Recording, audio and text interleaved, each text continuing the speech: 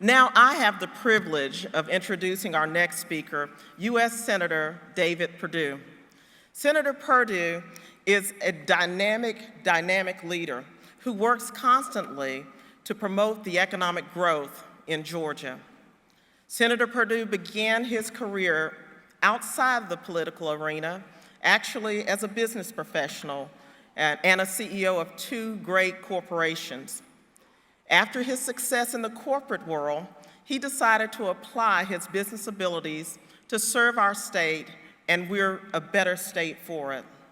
Senator Perdue brings a unique understanding of the needs of business, and quite frankly, he's taken that to DC as a fierce defender of free markets and capitalism.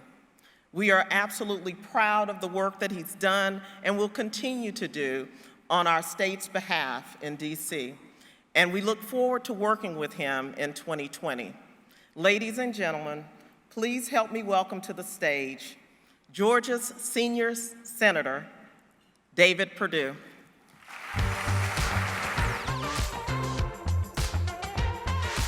Good morning. Good morning. Thank you. I only got 10 minutes. Let's go. Sorry. I got great news for you today, and I am so humbled to be here, and I'm proud to now be the senior U.S. Senator from Georgia. I never thought I'd ever hear myself say that.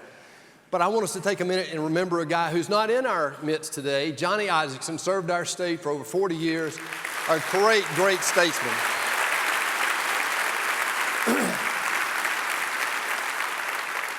I want to thank you, the members, the leadership of the Chamber of Commerce here in Georgia, for what you've done over the last 30 years, really, to make Georgia a leader. We're the 8th most populous state in the country, the best state in the country in which to do business for the 7th straight year. Every speaker up here today is going to remind you of that. My role today, I think, is to remind us of how that happened. First of all, government works in Georgia. We've got a governor that understands what business-friendly means. We've got a mayor in Atlanta, the biggest city in the Southeast, who understands what it means. We all understand what infrastructure means. We understand what it means to have capital flow. As a matter of fact, the state legislature here is a model. Originally, when the United States Senate and the United States House of Representatives, they operated the same way the state legislature in Georgia does today. For 124 years, the state U.S. Senate and the U.S. House of Representatives only worked for about 45 days a year. Some of you might accuse us of not working that many days now.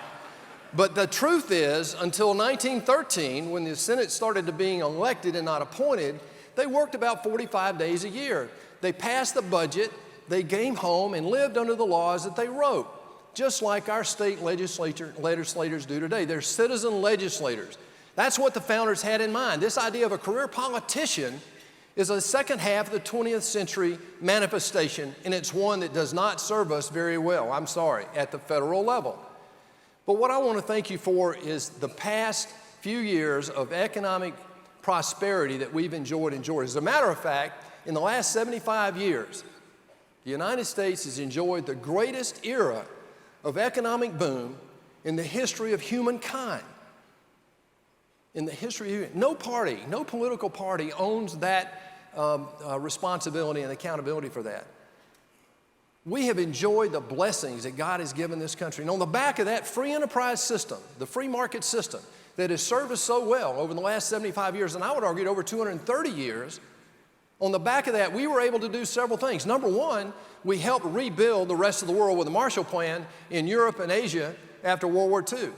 Second, we opened our markets up. We set our trade rules in such a way that we helped the third world develop. I've seen that. I've lived in Europe and lived in Asia and worked around most of the world. I've seen that happen in my lifetime.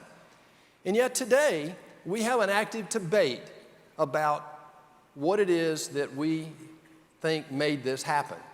Some people believe that the federal government made this happen. Some people believe that we need to have a central control of capital in America today. I would argue this, that the miracle that we've enjoyed over the last 75 years came from several things. One, capital formation, innovation, the rule of law, on the back of what I would argue is the best workforce in the history of the world. And I can back up all four of those facets that created this economic miracle. And we take it for granted And I'm here to tell you, we cannot afford to do that. You, being the Chamber of Commerce, I'm underlining the word commerce, we're I believe, the holders of the responsibility to make sure that this representative democracy that partners with capitalism is there for our children and our grandchildren. Look, I don't mind having the political debate. I'm not a political animal, and I was the original outsider in this thing. I think when I first started, Chris, my first poll number in May of 13, I remember this pretty dramatically, my first poll number was 3% with a 4% margin of error. This, you know, being a business guy, that didn't feel real good to me because I used to have market share in the 40 and 50% range, so that was a new number for me. But seriously, we have an opportunity right now in America to set the stage for 50 to 100 years for our kids and grandkids to have another 100 years of the greatest economy. And best of all, we have an opportunity to help the rest of the world enjoy that and everybody in America. Look, we have income disparity in America today. Of course we do.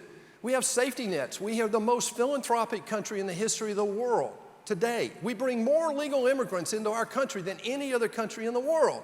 We have a self-identity problem in America. We're the greatest country in the history of the world, y'all.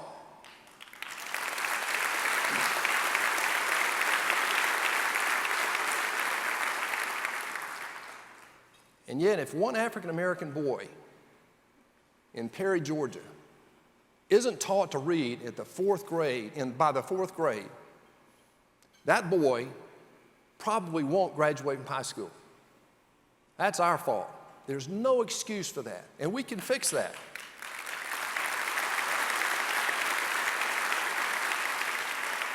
Today, I believe we're in the midst of the greatest economic turnaround in U.S. history right now.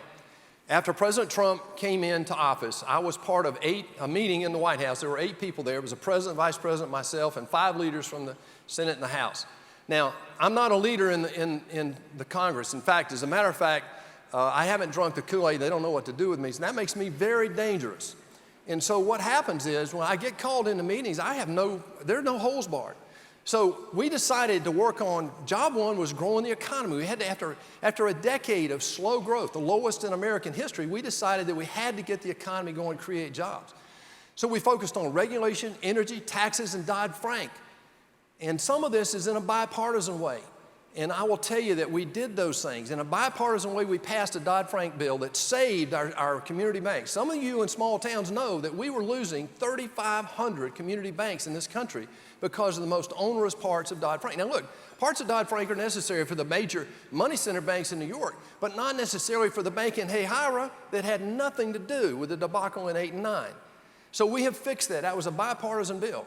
We pulled back on about 2,500 regulations, and the economy jumped because CEO confidence went up, capital expense went up, and guess what? Jobs followed.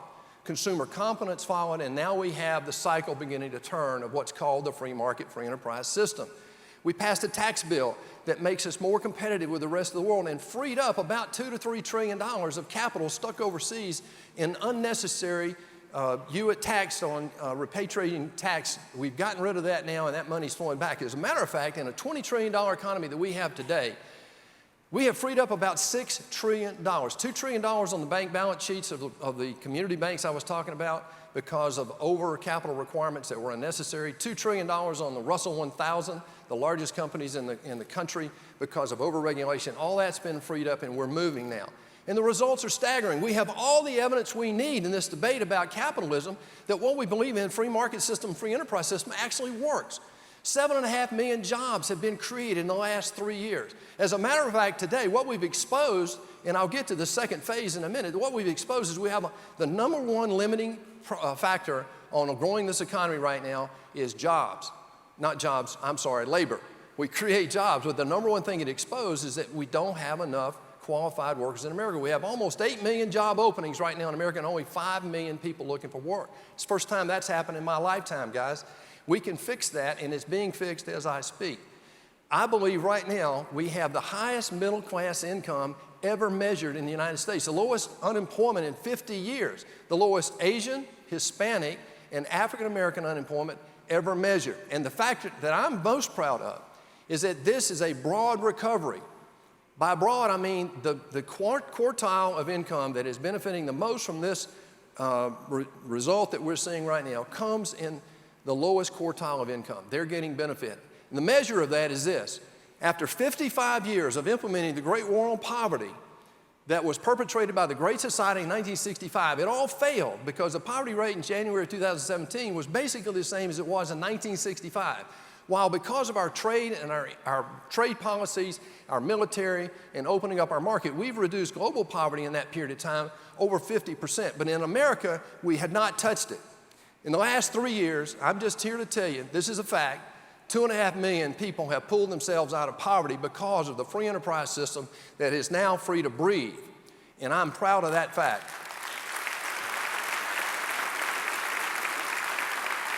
The second phase was supposed to move to immigration, trade, and infrastructure. Well, why is that? Well, the first phase, we get investment going, we get the economy going, jobs created. We will expose the problem we have in labor. So we need an immigration process that allows workers to come in the United States. You know, prior to 1965, if you were a foreign national student coming to a U.S. college and you got a college degree or a trade certification, you got an automatic pathway to citizenship. The Great Society changed that.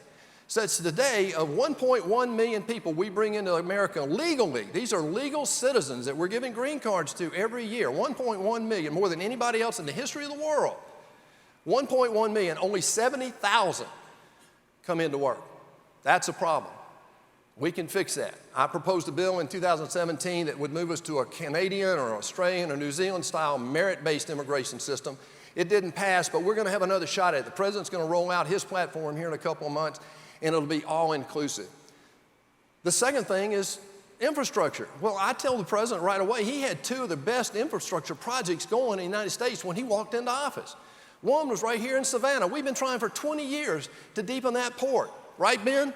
20 years trying to deepen this port down there. And now all of a sudden, I can tell you, because of the work we've done the last year or two, we now have secured the appropriation for that port, so it will be completed within the next 2 years.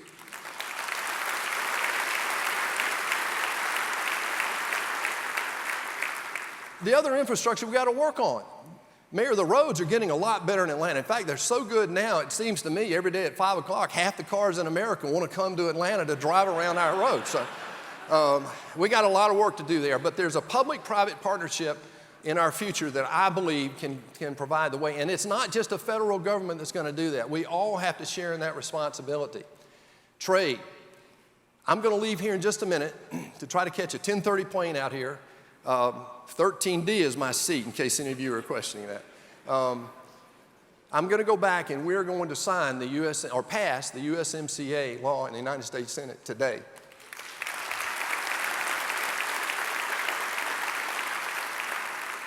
But let me give you a perspective. What President Trump is trying to do, what no other president, Republican or Democrat, has done really in the last 50 years, and that is to create a level playing field with the rest of the world. If we want to grow the economy at 3%, you've got to increase the organic growth of our workforce, the imported workforce that we bring in legal immigration, and we've got to grow our exports. Well, grow the exports, you got to get access. When China did not have a middle class, we didn't need access to their markets. When I lived over there, they didn't have one. Today, their middle class is 400 million people. We have 150 million middle class consumers.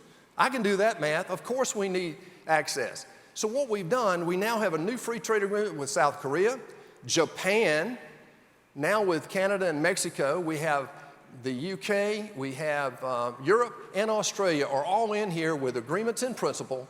Folks, we've got pretty much all the benefits of TPP without any of the negative. It's incredible what's happened just in the last 2 years. But the one I'm most proud of, and the one that's even just now just beginning to work, is our relationship with China. The number one thing that I'm bringing to Washington, have lived over there, is that we cannot fall into another 50-year Cold War or arms race with China. It's unnecessary. They don't want it, we don't want it, but we can blindly fall into that. The best way to avoid that, I believe, to start with, is to have an open and honest trade relationship. They call themselves the largest developing country. We are the largest developed country. Well, if they're at $13 trillion, and if I adjust for purchasing power parity, they're about the same size as we are. And so right now, I believe we are moving in a way that can give us a step-by-step, incremental way to have a fair and level playing field with China. We are going to sign that, I believe, this morning. The president in the Rose Garden is actually signing the first phase agreement that will change the way we deal with China. We're trying to do 5 things with China. Not all of them are trade. We want them to stop stealing our technology, stop forcing the transfer of technology, comply with the WTO, stop the cyber war, and give us equal access. Well, equal access is moving. We're going to move ag products, and ag is the biggest industry in Georgia. We're going to move ag products exported to China from 9 billion to between 40 and 50, and I think that number is going to go higher when we get through with this. Let me close with this. If we don't get to the next phase, whoever are our political leaders, and that is saving Social Security and Medicare, none of the rest of this matters. My wife says I can bring any cocktail party to its knees now, so I'll warn you about this going in. We have a debt crisis in America. If we don't save Social Security and Medicare, even though the economy is moving, even though CBO, Congressional Budget Office, says that with the growth that we're now experiencing, if we maintain that over 10 years, and I believe we can, that we've lowered the debt curve between $2 and $3 trillion, the curve. We spend less in discretionary spending today than we did in 2011 as a percentage of the economy. You don't know that. That doesn't come through the media. What is not being talked about are the mandatory expenditures that are exploding away from us. Social Security, Medicare, Medicaid, pension and benefits for federal employees, and the interest on the debt. Whoever are our leaders, you being the business community in Georgia, have got to hold us accountable to get at that, because without that, we're going to fail as a country. We'll lose the right to defend ourselves. We'll lose the right to have a safety net. We'll lose a right to prepare the world not only for a peaceful future and prosperous, but a safe future. It all hinges on that. Let me give you some hope this morning. You read about the partisan politics in Washington. Boy, it's there. Teresa just asked me, how's it different being a CEO versus being a senator? It's a total different world, y'all. I could make decisions there and live with it. But we had to compromise in the real world. Right now, I can't find people to compromise with up there. It's just a strange world. I mean, when did it ever say in business or in life that we were going to get everything we wanted? Are any of you married? Well, I try to get that in Washington. Right now, the polarization by the leadership of both parties is such that, well, I want more people on my side than you have, so I'll be in control. The American people are in control, but the career politician has gotten to a point where now they think they're in control. And it's up to us to change that. But here's some hope. David Scott, a U.S. representative right here from Atlanta, called me a couple years ago and said, we have a problem with our historic black colleges and universities. I said, what's that? So we figured it out. He quarterbacked that bill in the House. I did it in the Senate. We passed a historic bill that takes the risk away from funding our historic black colleges and universities. And I'm very proud of that. The second thing, the number one messy bureaucracy in Washington was the Veterans Administration. We passed 97-2, a bill that allows the head of the VA to fire people for not doing their jobs. And to date, over 9,000 people have been fired at the VA because of not doing their work. Now, they get due process, but they've been fired for not doing their job. And the last thing, I mentioned Dodd-Frank earlier. This really gives me hope because it was in the banking committee. I'm on the banking committee, and we wrestled this to the ground, and 4 Democrats stood up and took a chance and said, yes, we agree with you. Our local banks, our community banks are being decimated. They got beat up by the press, by everybody else, but they stood firm with us. We got it to the floor, and 17 Democrats did the same thing with Republicans, and we got together and marshaled that bill to a point where it didn't look anything that I wanted, but it was better than what we have, and we compromised, and we got it done. That's the way that this government was assumed to work, y'all. Winston Churchill, no less than Winston Churchill, says that this debate about free enterprise and a socialist agenda is just this. The problem with capitalism is it's the imperfect allocation of prosperity. The imperfect allocation of prosperity. The problem with socialism, it's the perfect allocation of misery. This isn't the first time we've had this debate. In Great Britain, right after World War II, we had just defeated fascism. And then they had an active debate about what and they decided that free enterprise got them there, they were going to stay with it, and that's what I hope we'll do here in America. I'm committed to make sure that this free enterprise, free market system that's the backbone of our capitalism and our freedom remains strong for our children and our grandchildren. Thank you for being here today. God bless you for supporting the Chamber. God bless Georgia, and God bless the United States of America. Thank you.